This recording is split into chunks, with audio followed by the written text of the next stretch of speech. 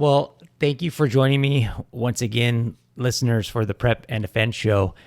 Today, I have on a guest. Her name is Megan, and she is working her way into the fire service. So she's been kind of, checking things off her list and getting prepared for the job. I think it's really going to be helpful for you listeners today because as you prepare for a job in the fire service, you can kind of hear some things that she's been doing, she's been working on. I'm sure it's very similar to you as you're trying to enter. And then if you guys are listening and you're not even trying to get in the fire service or you're already in, it'll just be helpful for you to, help guide people if this is a career that they're into, fire department, fire service. So she'll get into her background on that. And then also we'll be talking a little bit about mentorship as this is kind of really a mentor session, between her and I, and you'll get to hear, from some of her mentors, what they've told her and how to prepare. So, and also encouraged in the way that she's just helping other people and mentoring them as well. So, if you wouldn't mind, Megan, well, I'm happy to have you. And if you just want to give just a brief intro on yourself and just kind of let us know who you are. Yeah. Hi, my name's Megan Caranchini. I'm 23 years old. I have been an explorer. I'm an EMT currently. I've done wildland, and I'm currently working for AMR Ventura County right now. And I love my job there, and I'm just kind of working my way, doing some processes with structure fire departments. So I kind of just, up until this point, the last 5 years, I've spent that time, like you said, just checking things off my list. I told myself at 16 when I started pursuing this career that I was going to do everything I possibly could to prepare myself for a job as a firefighter. So that way, when I sat down in the seat to interview, they had no questions about my ability to do the job or my knowledge of the job. Yeah. And so I guess that's a good place to start is you're saying that you wanted to get everything checked off your list and when you sit in front of an interview. So I guess the place to start would be, where did you kind of get your start? First of all, what made you kind of interested in this as a career? And then I'm going to ask you who's been guiding you. Right. So I've always been involved in sports and athleticism my whole life. I started playing soccer, and then through high school, me and 12 other girls actually started a high school lacrosse team at Simi High. And I played varsity all 4 years, which was great. And I really wanted a career that was going to keep me athletic. I was also involved in this program that we had at Simi High called HOSA, Health Occupation Students of America. And I was really interested in the health field and getting a foot in the door there. I realized nursing wasn't really for me. And I thought, emergency medicine. What about I try the paramedic path? And that got me into the fire service. I became an explorer with Ventura County. And that was kind of the end all of, fire is actually pretty awesome, and I can do medicine. So who kind of let you know about that? You said you were looking at the medical field, right? Just wanting to help people and learning medically. It was something you were interested in. Who kind of pointed you in the direction that maybe there's some medical stuff you can do in the fire service? And then you did explorers, but I'm just curious how that went about. Right. So I actually had a friend who was an explorer with the fire department. We played lacrosse together, and she had told me, hey, if you want to be a paramedic, I know this is kind of more what you want to do, but AMR doesn't really do an internship or ride-along program. So if you want to just suck it up and do the fire side of it and learn what they have to say and stuff, they do the EMT basic life support responses. You could just get your foot in the door there. And if you don't like the fire thing, then hey, you just continue with paramedicine and that's it.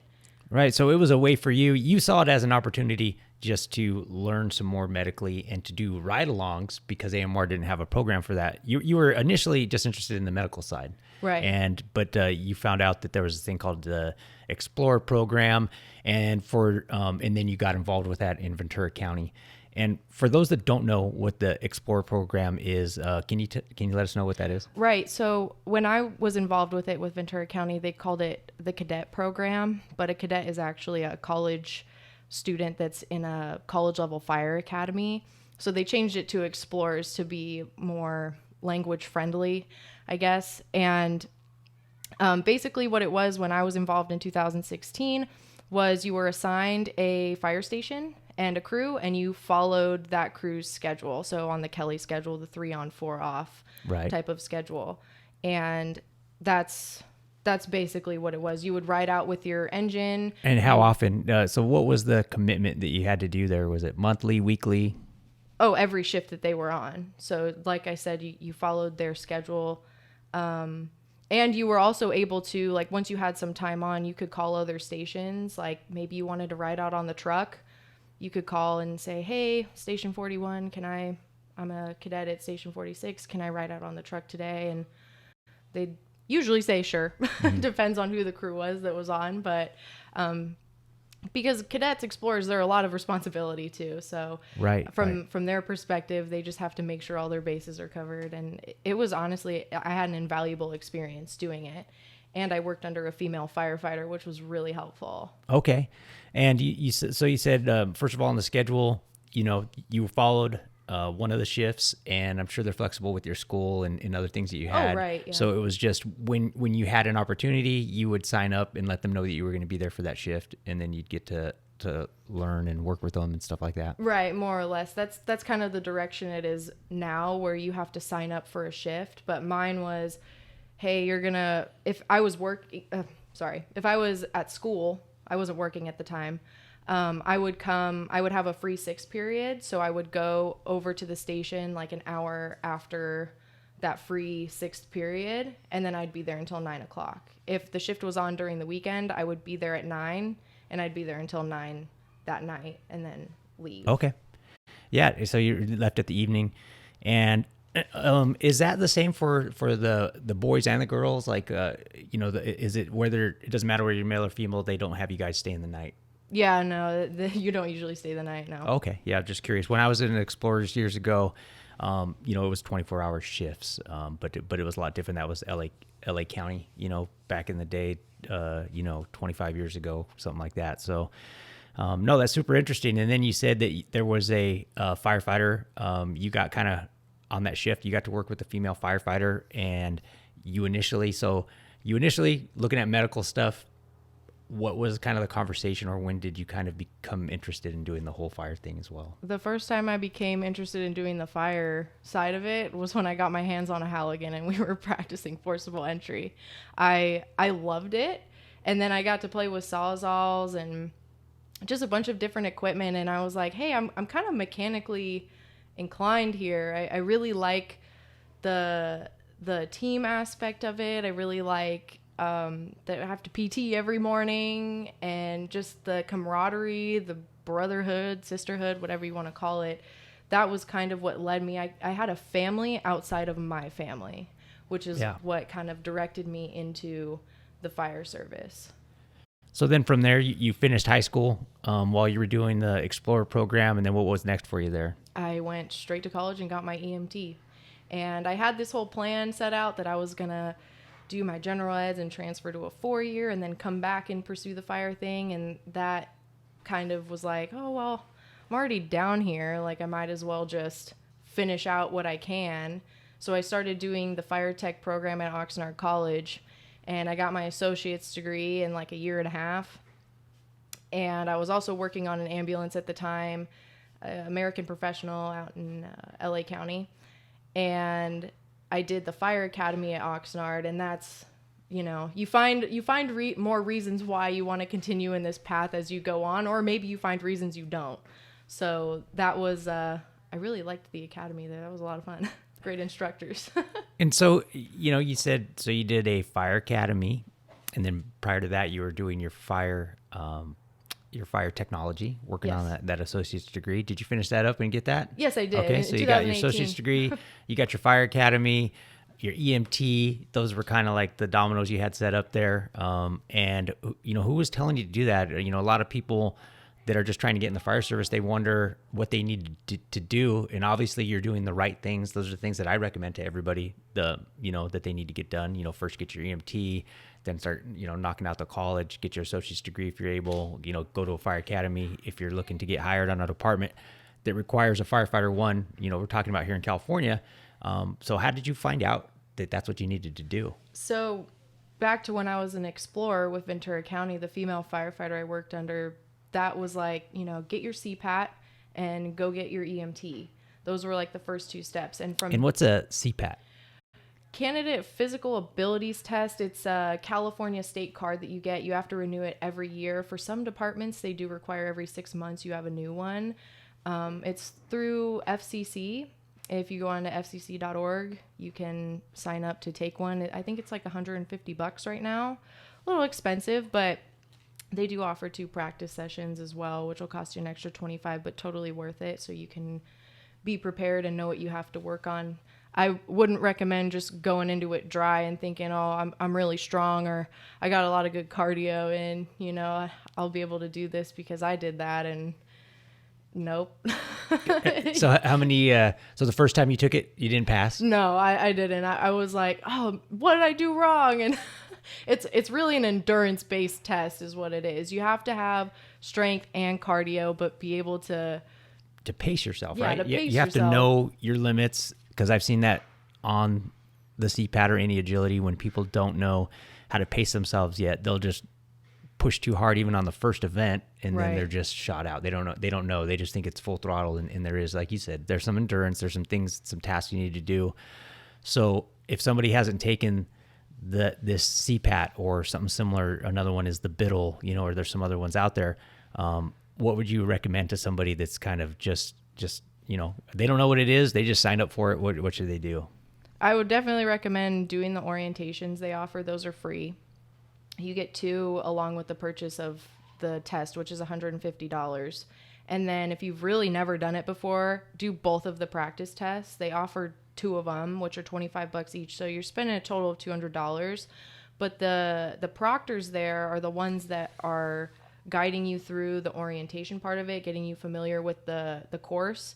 And then during your practice test, it's run like the actual test, but if you screw up at a station or you time out, like, you're still allowed to continue. And then they do a quick briefing with you afterwards over, what do I need to work on? What am I good at? What should I focus more on? So that way, come test day, like, you're ready to go, you're dialed. And how did you prepare for that? So, first of all, how many times did it take for you to pass it? It took me a couple times. I'm not going to lie. So a couple times. And so what was your, what was your approach? How'd you go about, finally passing? So my weaknesses in that test, is the first event, the stair climb. It is so fatiguing on your legs, especially because you're during the whole course of the test, you're wearing a 50-pound weight vest. So that I already have. That was the first thing I did was invest in a weight vest, and I wore it around. I do my workouts at the gym with it on. So that way I could kind of build that, this is how it's going to feel when I'm doing the work. Right. Because that's the job of a firefighter when it comes down to it. You're wearing all this gear and you still have to perform simple tasks. Right. Get used to it. And right. They even give you a little bit extra weight. So you have the vest, you're wearing gloves on a Stairmaster, like automatic stair climber, and then you're wearing a weighted vest, and then they'll put a couple extra weights on your shoulders for just that event. Right. So it's to simulate like you're carrying a hose up a stairwell. And then so you were doing that. So you were probably going to the gym then, I'm assuming, or hitting stairs at stadiums. Right. Stairs at stadiums. A lot of people think just stepping on the Stairmaster for a while is going to help, but that Stairmaster doesn't really build your hamstrings at all because it's all at like a pace, and you're just stepping up. You're not really pushing yourself to be like, to get the cardio in is what I'm trying to get at. So the stadiums are great, or even just finding, I have a middle school up the street from my house that I used to go to, and they have stairs to get down to the campus. And those were perfect. I'd just go up and down those all the time with my weight vest on, and I'd go as fast as I could, and I would set a goal for myself, like, I'm going to go up and down 15 times, and I didn't care how long it took me to do it. It's just it needed to be done with no break. Yeah. So you just keep going. No, that was awesome, and it sounds like, you were so fortunate to be put around, and going back to when you started riding along and your cadet program or explorer program, there was somebody there that you tied in with and that you respected and listened to, a mentor, and they were telling you what you needed to do. and you were following those instructions, right? You were just basically getting the checklist, right? Here's what I Right. got to do. This is what they said I got to do. I'm going to do it. And again, reviewing, you did your EMT, you get your, you already are building your resume by becoming part of an organization, volunteering your time as a cadet or explorer, because you're not getting paid for that. So that's volunteer time in your community. And then I'm sure with the cadet program, you had tons of other outlets and opportunities to be involved with the community in other ways, pancake breakfast or toy drives. Oh, right. Fill the boot. Right. Fill the boot, all those different kinds of things. So you really get a feel for what the fire service is all about in, helping people, not just on medical and emergency and fire calls, but, on the day to day as a part of a, contributing public entity, in people in the community. So you were part of that. EMT, you did all this on your own dime and on your own money. You did EMT, the fire science stuff, while you were working on an ambulance, and then you did the fire academy. And what was the commitment level like on that? Because some fire academies, for those of you that are listening and don't know, some of these are full-time fire academies where you're, it's 40 hours a week on paper, but there's really much more than that because you're getting there so early and you're staying so late. And there's other study, times that they make available. So it makes working difficult. And then there's other ones that's full-time, but there's some people that because of their jobs, they can't quit. Maybe they already have a family, or they're already married, or they have a job that they absolutely can't step away from for 3-4 months. And so they chose to do it, part-time academies is called, it could take a year or more. And so I'm assuming you did full-time, and then did you have to step away from your job, or how'd you do that? To be honest, I don't know how I did it, but I was able to work and do the academy at the same time. I was still working on that ambulance out in LA, and I had told my scheduler, hey, I'm going to an academy, which they're very familiar with. They have a lot of people interested in doing fire, so people typically go through academies or have other things going on while they're working there. So my schedule at work turned into just Friday, Saturday, and then Monday through Thursday, I was full-time committed to the fire academy. And we would get there at 06:30, and we'd be done around 1800 was kind of the ballpark. Sometimes a little earlier depending on what was going on that day, but it was a full-time commitment for sure. And being on the ambulance, I was able to, either between calls or waiting for calls, I'd be able to do the coursework for it, because there is an educational part of it where you have to study things and you're expected to know it either the next day or later that week at some point. Right. And you don't want to not know that. So was that stressful? Was it stressing you out, or how was that? It was pretty stressful. There were some Sundays I was like, man, I can't believe this is my only day off. And I got to go back at it tomorrow. But I think it's 18 weeks. It's an 18-week grind. And you just got to tell yourself, what goes up must come down. So you just got to push through it and keep at it. So that way, there is a light at the end of the tunnel. It will be over. Nothing sucks forever. Oh, yeah. No, that's good advice. And for you personally, if you could share maybe one or two challenges that were, that you felt you were kind of running into. Okay, I already know you're working. I don't know, maybe that was one of them. But yeah, I'm just curious, what did you find challenging, and how'd you overcome those? Challenging for me in the fire academy, I'll start foremost right off the bat, and anybody that's listening to this that was in the academy with me could attest to this: ladders. If you are going into the fire service, you need to be able to throw ladders, and I don't mean just chucking them down an alleyway. It's how you put them up, know the commands, which that part wasn't hard. It was the actual act of throwing the ladder. Know how to use body mechanics. If you can, get yourself into a CrossFit box, because that's what I did 6 months before my academy started. Was I got involved into CrossFit. I really liked CrossFit too. And there is where you'll learn to use your body mechanics to get weight up over your head, especially being a female. So start building those, quarterback shoulders, start doing some shoulder press, and really get into that motion of using your whole body to get weight up over you. Because some in the academy, depending on which one you go to, you'll have aluminum ladders or you'll have wood ladders. And I know LA County and LA City both use wood ladders, and those are significantly heavier than the aluminums. And I was throwing with aluminum, so For me, it took me every single day, even like off of the academy. I have some contacts in Ventura County. I go and throw some ladders even in my off time so I could get that motion. It's really just the body mechanics. You're not going to be able to muscle them, especially during academy. You're going to throw those maybe like 20, 30 times in like a session or whatever. And once you get out into the field, like, you're expected to perform. There cannot be any missteps. So you just gotta just keep, it's repetition, all repetition. Right. And being efficient at it. So you learn the way that they want you to do it exactly. Like, because you're going to be scored and rated on it by saying the commands correctly, by placing your hands the way they said, placing your feet the way they said, and doing everything in a safe manner. And then, like you kind of talked about, it's not just muscling it, but you want to learn mechanically how to be efficient as possible at it, so that you can keep doing it without, getting tired or doing it unsafely. Right. So ladders was tough, was challenging for you. That was something but like you said, so you said it was challenging, and then you started going to a CrossFit gym to kind of, build that upper body strength, like you said, and learn the mechanics of how to move and develop power and move your body and move things around your body. So that's really good.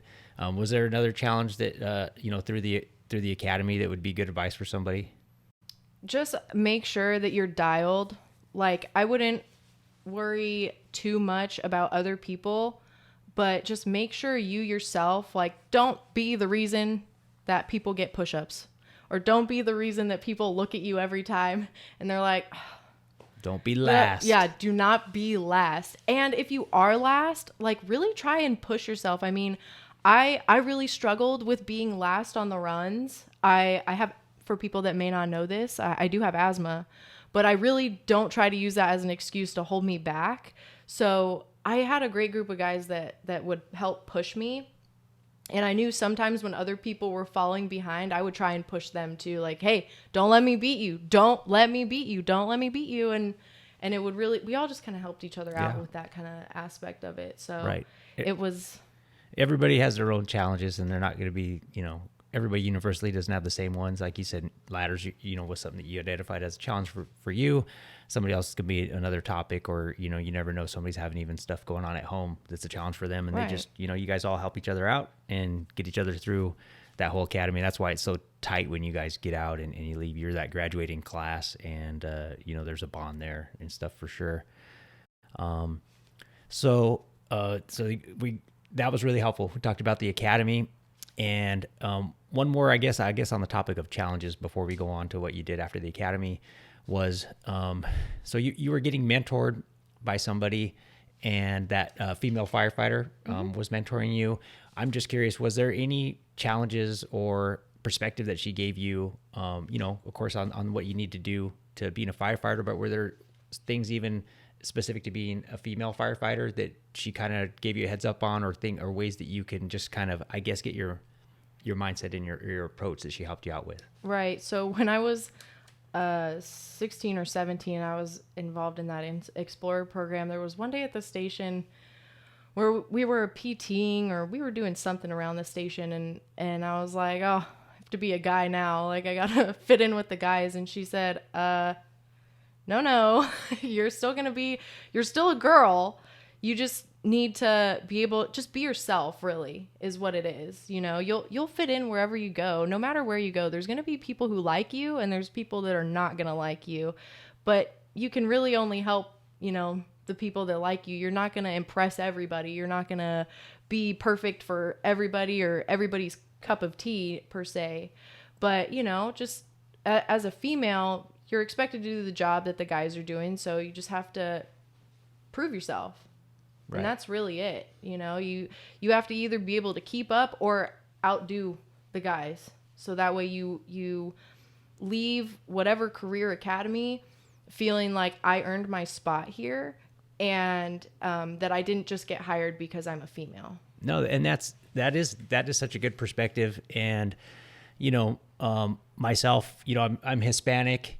Obviously I got the dark skin and everything, but, I don't even really speak Spanish very well, but, I got assessment Spanish. That's all I got. But I do remember when I was beginning, in the city of Los Angeles at the time, they had like a consent decree where you even had to live in the city. They wanted, Right. and then they were actually trying to hire certain numbers of minorities. And I remember when I first was talking about getting a career in the fire service, or people would find out that that's what I was trying to do. It would get thrown out there a lot. Like they're like, "Oh, dude, you're Mexican. You're gonna have no problem. They'll get you in." Yep. And that would usually be coming from, where I grew up was like 99%, white people and stuff, and everybody was always cool to me and everything. But there was always that kind of twinge, a little bit like, and so, but that did motivate me. Like you, I didn't like, it didn't really bother me that much. It just more motivated me that I wanted to make it clear that, when I get a job, that like my resume would speak for itself and my performance would speak for itself, that anybody that would ever even, try to go that route or say that I got the reason because, and then but if they look at how I'm performing and the resume that I'd have, I mean, it was my goal to just be able to crush any of my peers, on the amount that I was able to prepare myself and things like that. So that, just like you mentioned, that nobody could ever say that you didn't earn your position. Because when you are part of a team, you definitely, you have to have that respect from your teammates that you actually deserve to be there and that you've earned it. And, but yeah, I'm sure it's much more difficult. You have much more, of that, right away being a gal, in the fire service. But like I said, I just wanted to also share that, I kind of remember a little bit of what that was like, Right. but again, it just motivated me to, make sure that, my stuff was wired tight and that I actually deserved to be there. And so, it turned out to be a good thing. Right. And I guess to speak to that too, like being a female, if there are any females listening that are interested in this career path, you're going to have pressure not only from the guys expecting you to be able to keep up with them, but also those older females that are in the department that years ago were not accepted there. And they want to make sure that you are dialed, you're ready to go every single day because you represent them. You represent the department, you represent them and all the effort that they put in. So you're going to be under a microscope for sure in any fire department. So you got to conduct yourself appropriately. Yeah, and like you said, conduct yourself appropriately, but and I think it's important to make sure that you are, preparing yourself. If this is what you want to do, I don't care who you are. If this is what you want to do, you need to prove that it's what you want to do through how you're preparing yourself in actions, not just that, that they just knocked on your door one day, pulled you out of a Starbucks, because Right. you are whatever. And they said, hey, I think you have a great shot at this job. And then they hire you and that's all you had coming in. You're like, well, I don't know. I really didn't even want to do this job. I don't really know the culture. I don't even know why I want to do it. It just seems like I don't know, there's benefits and pay. Maybe that's why they, Right. but, everybody's preparation path is a little bit different. But for myself personally, I didn't want that ever to be an issue. And, I recommend that to anybody. If anybody feels like they're not so sure or, they're being judged, you just go out there and crush the minimum standards, find out what they are, check things off the list, as you've done and as I've done in the past. And, prove that you belong to be there and prove that, not just that you belong, but that you actually are going to be a contributing member of the team. And as people are going to have their biases at the beginning. Right. But as they get to know you, they'll know what they can rely on you for and where you fit into that team. Right. Everyone has their niche somewhere. Yeah, for sure. So no, that's good. And so after the fire academy, now what did you kind of do from there? So during the fire academy, we had one of the last courses you do is wildland. And I told myself, man, I don't think wildland's my thing. But like I said, and why was that? What made you say that? It was really endurance based. I was gassing out so quick and it's uneven terrain. And just, I was also partnered with a guy. So I'm 5'6.25", and the guy I was partnered with was 6'8". He was pretty tall. And so hump and hose, like behind him was like, ooh, that was a workout. Dragging the hose up. And right. And so this is a structural firefighter academy. How long was the wildland portion? Oh, it was maybe a week and a half, maybe 2 weeks, actually, closer to 2 weeks. So you do your training and then your testings at the end of those 2 weeks. Was this your first kind of exposure, or did you get a little bit of wildland exposure through the Cadet Explorer program? I did we got a little bit of exposure, and I remember telling my captain at the time that really kicked my butt doing that. We had hiked some hose packs and tools just right up the side of this mountain, and I was like, oh no, I don't know if I'm gonna make this. But it was a challenge, and I'm very much a person that's, if it's a challenge or if it's a shortcoming I have or an issue I've got, I want to fix it. I want to be better at it. So I applied to the Forest Service after the Fire Academy, and that was me like essentially saying, I'm either really going to like it or I'm going to hate it and I'll never do it again. Like, I'll get on with a structure department and wildland will not be my thing. I'll do maybe another avenue and just suck up the wildland parts that are there. Because I don't think everybody likes every single aspect of a job as a firefighter. There are people that they know their weaknesses and they try and stay away from those and play more on their strengths. So I applied with the Forest Service and I got to work in a place that I had always wanted to work, which was in Northern California. So and what forest or unit was that? I was on the Mount Shasta side of the Shasta Trinity National Forest, and I worked on engine 6.3, which is now engine 363. They finally got a new engine, so congrats to those guys. Yeah. And what's the crew made up of on an engine, for those who don't know? So this is not a structural firefighter engine like you would see in the city. It's a Type 3 wildland engine. I mean, how many people are on that, and who's the crew? Right. So you've got usually a 5, which is that's usually the apprentice. That's someone that's looking to do a career with the Forest Service. So they call them apprentices, not rookies or anything like that. And then you've got your 6, which is your assistant engine operator. Then you have your 7, which is the engine operator. And then you've got your 8, which is your captain or your engine boss. Mm-hmm. And then you get 3 temps. I was a temp. So those are GS3s and GS4s. GS3s are right out the gate, have no experience, looking to get their feet wet. GS4s have a little more experience and can accomplish other things like maybe getting their Firefighter 1 or doing other avenues. You have some kind of fire training, in some regard. Right. You have at least a season under you. Yeah. I remember when I came into the Forest Service, I came in to a hotshot crew and first year, and I came in as a 4 just because of my experience I've been doing with, the Explorer program and going to academies, fire academies and things like that. They looked at that and said, okay, that counts for some kind of experience. And then so it kind of, it's still entry level. I'd never done that work before, but it allows you to start in there. So you got a 5-person crew, a captain, engine operator, and then 3 firefighters each day, right? Right. And then, you got 3 back seaters and 2 front seaters. Yeah, right. Usually how it rolls. And so what year was this and what kind of season did you have? This was 2020, and we had a moderate to busy fire season. It's a little bit different than being on a hand crew or a hotshot crew. When you're on an engine, you've got this forest rotation that you're on, so there, on my side of the forest, there were 3 engines on my side of the district, on the Mount Shasta side, and then the McLeod side also had 3 engines that would rotate on going on assignments. And we had, I went on the August Complex, I was on the North Complex, and the Loyalton Fire. Those were a little bit out of order. Very early in the season, we had the Cruise Fire down in, where was that? Santa Cruz?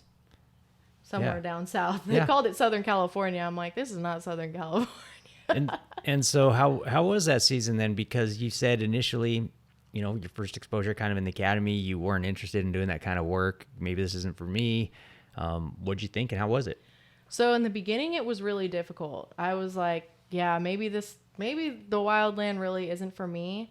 But I got to work with a great group of guys on my forest, and they were all really great motivators. And again, when you go into a job like this, you really got to play on your strengths. So I came with some medical experiences, so I always carried the med pack, and that was kind of my groove. Like if anyone needed anything, I was the person to go to.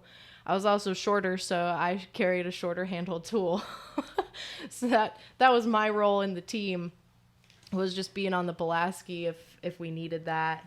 And I really got to challenge myself too. I wasn't really comfortable with chainsaws, especially the wildland chainsaws, which have much longer chains, and I wasn't the best at hiking in the beginning, but I got to challenge myself by always just taking the saw with me on PT hikes.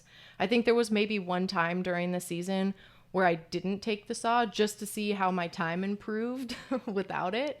And it did. I was a lot faster hiking our PT trail without the saw, but the saw really challenged me, and it was kind of my favorite thing. It was almost therapeutic. You bring the saw, you get to cut a tree, great, and then you get to go clean it afterwards, which was Yeah.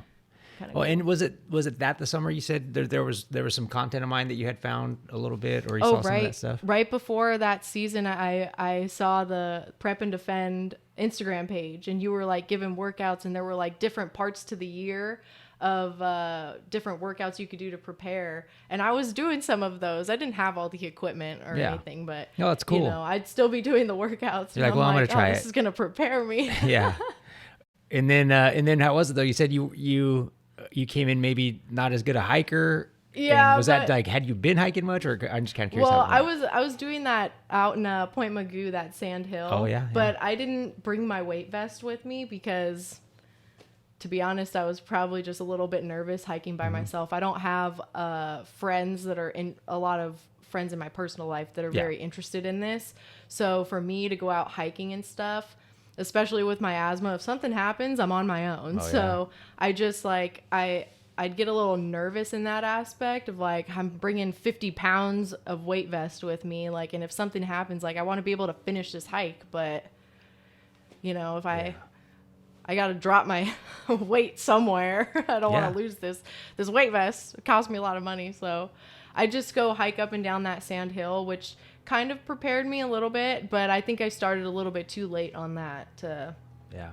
So that was a really good summer you had. You busy, got out. Was there ever any point when you thought like you wouldn't finish the season, or you were digging it the whole time? Maybe in the very beginning, but once I worked through that like preseason training and stuff, and we started going out on fires, I was like, you know, this is actually pretty cool. For a second, I did actually consider a career in the Forest Service, but I kind of, after the season was over, got hit with this reality check of, well, you wanted to do structure firefighting for so long, and this is what you've been working for, and so I didn't want to give up everything that I had worked for to just do wildland the rest of my life. And No, it's cool. You're focused.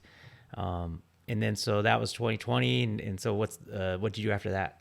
so after that, I had come home and I submitted some applications in multiple states. Actually, I had applied to LA City during the season, but I had never sat down for an interview with them. So I was kind of like, oh, well, if it happens, it happens. And if it doesn't, it doesn't. But I was involved in some processes in Texas during my winter, and I had gotten a conditional job offer from Houston Fire. And I kind of sat there. I didn't do too much research on the department at all, and kind of, you know, the pay difference from California to Texas. And so I told myself, no, I had to turn that down. And for a lot of people, they don't really like, they're like, oh, it's a fire job. Like, why not just take it? And I, at the end of the day, was like, well, Houston's really not where I want to live. So I brought everything back to California, but I was taking care of some reciprocity stuff out in Texas to get my EMT valid out there, because I've kept up my national registry, so I could do that. And so, yeah, I just came back here, and then I got a call from LA City like, hey, we want to have an interview with you. And I said, man, it's taken 5 years. I'm ready. Like, put me in, coach. Yeah. That's like that 5-year mark is, I don't want to say it's standard, but right around that time, you know, people like yourself that have been hitting, you know, a whole bunch of different things on the checklist, and to prepare yourself and to go after the job, you know, right around that 5-year mark, doors start to swing open. So is that kind of the farthest along you are with any of the processes right now currently? Right now I'm in backgrounds with LA City. In November, I just submitted my background packet. So that's where I'm at right now. Yeah. And waiting for Ventura County to open up. They open, if anyone's interested, the end of January. Hint, hint, get your application in. Yeah, for Ventura. Well, I know. And so you're going after that job, and you're trying to get hired, and, you know, you're on here telling other people how to do it, and you're not even on yet yourself, but yet you're kind of putting it out there. You just kind of, like I said, you're not afraid to get other people involved. And another topic I wanted to talk with you about, and one of the reasons I was interested in bringing you on the show, and a friend of ours, Scott Parrish, you work with Scott. He had contacted me and just said, hey, this gal that I work with, she's like really like motivated, and she talks about all this fire stuff all the time. I think she'd be interesting to have on your show. And then after talking to him, I agreed, and I talked to you, and I was like, oh yeah, it'd be great. I think it's going to be great for people to hear, somebody that's actually doing it, and what motivates you, and, they can hear your passion and stuff that's keeping you going.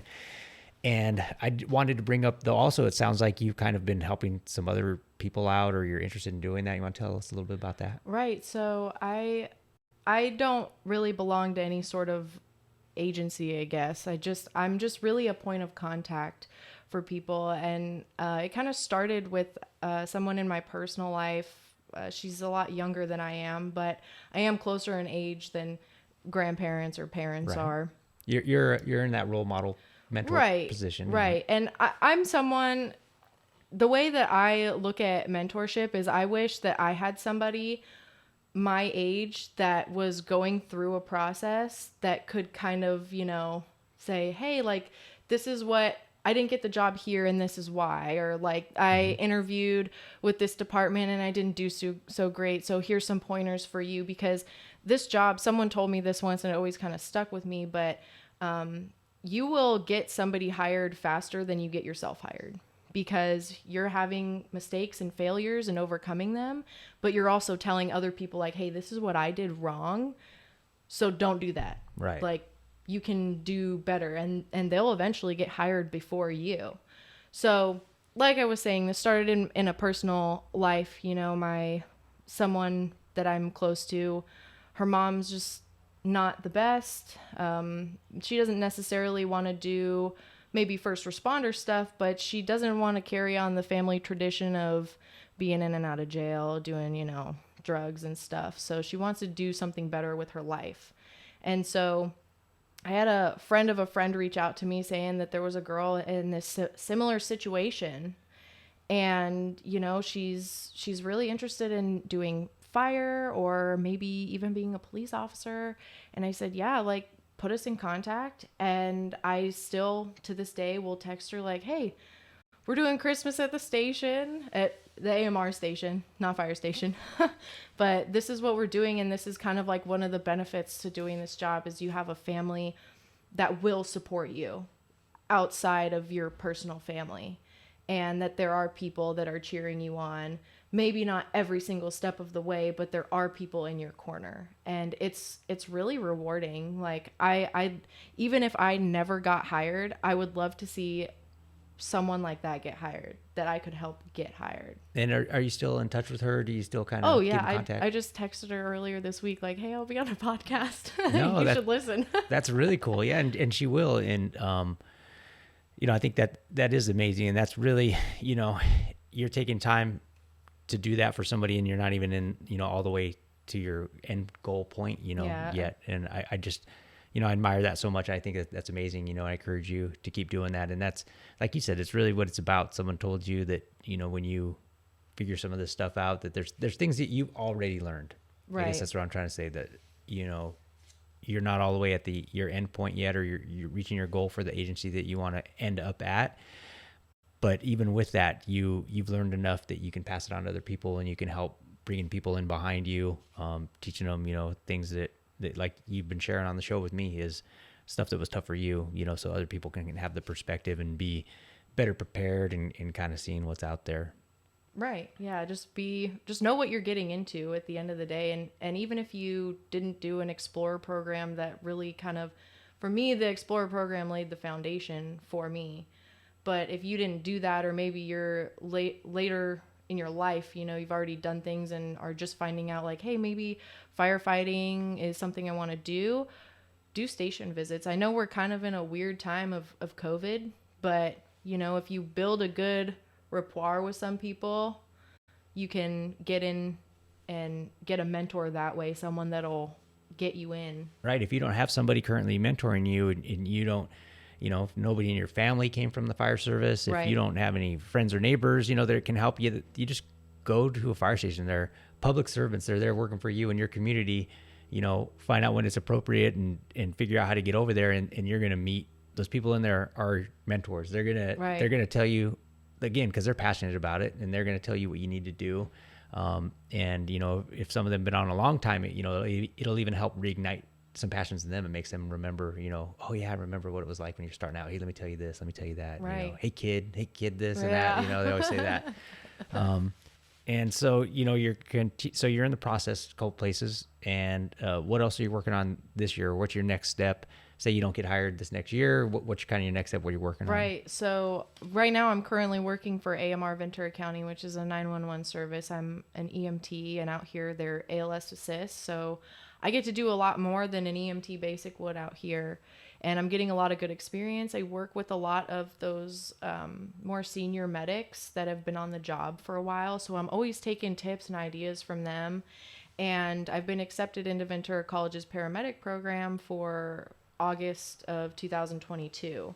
So that would, if I don't get hired this year, that would be my next step. And even if I did get hired, I'd probably get some paramedic under my belt too, just because Right. that's another, again, I started this because of the medical side of it. So that's kind of just paying myself back for like where I started is and being a paramedic. Cause I do, when it comes down to it, I really get a lot of gratification on making people feel better on what they think is the worst day of their life. So making families feel better, more comfortable. I always just try to keep that compassion and give it to the people around me. Yeah. And I'm sure if it works out that you get hired before you get to start medic school on your own, you're going to be a medic for whatever agency you go to work for. Oh, absolutely. They can send you, once you get hired, they can send you, if it's a large department, or if it's a smaller one, they'll still, they can send you out to go get trained up and serve in that capacity, especially since you said it kind of brings it full circle. That's how you kind of started Right. being interested in the first place, was the medical side. And that is so much of what we do. And then, you'll continue to kind of find the goals on the agency you're on, the other things. Because what was the other thing outside of medical that you were saying you were interested in? Oh, I really loved the forcible entry stuff. I'm also really good at rope systems. So you like the rope system and the USAR stuff? Right. That's pretty cool to me. I practice, again, back to the explorer thing. I got all that foundational knowledge. So when I did go into my fire academy, I was kind of the rope girl. Like, hey, if you don't know this knot or you want maybe a different way of tying it, hey, I'm here. I'm a resource. I can help you out with that. Well, were you known as being good at the knots or something? Yes, I was. And how did that happen? I mean, did you practice a lot, or how'd you become so good at knot, or how'd you become known as the knot person? Well, knots are like muscle memory. It just the way you tie them and everything. It's all muscle memory. And I tie certain knots different than sometimes the way it's shown in the academy, which is fine as long as you tie the knot that they're asking for with the right gain or tail length, whatever. But I knew the knots prior to the academy because I was tested on them as an explorer. So going into it, we'd be instructed on how to do all these knots, and I'd be tying them in less than 30 seconds. And they're like, have you done this before? And I'm like, maybe. Maybe I have a few tricks up my sleeve.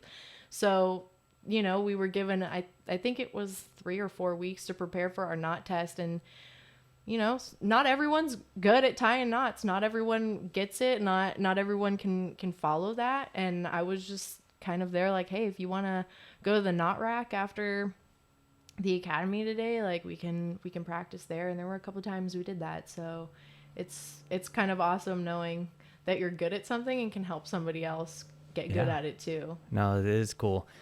Well, Megan, I really appreciate you coming on and talking today. I do think it's going to be encouraging for anybody coming in. And like I was saying, if anybody knows anybody that is looking for a career, we've kind of been talking this whole show down the checklist of what you need to do to get hired. It's good to put these episodes out every now and again on, with different perspectives from different people on how they're going about getting a career in the fire service.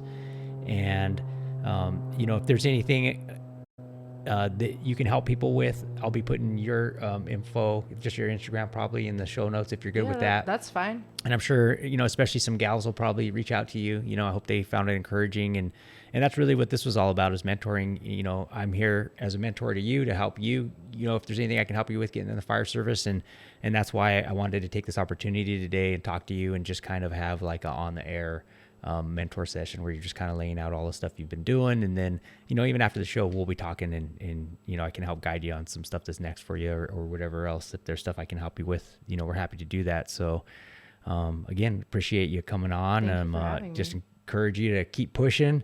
And, I know you're going to be an asset to whatever agency you get hired on to. So hopefully, the city goes quick.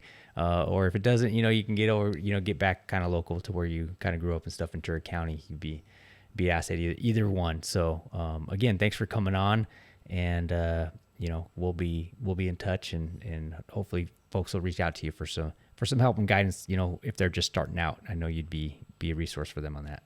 Awesome. I want to just thank you again for having me. I've never done a podcast before, so this was a really cool thing to do on my off time. And again, I do really love helping people in any way that I can. And I've got a bunch of contacts, both on the fire, the police, the EMS side of it, whatever you're interested in. And, just get out, put yourself out there, and you'll get hired. Just don't give up. That's it. It's encouraging, and that's what it's all about, helping others get to where you're at. Or if you have any knowledge or any gifts at all, help them share those with other people. So appreciate you again, Megan, and hope all you guys appreciate this episode. Thanks for listening. Awesome. Bye. Bye.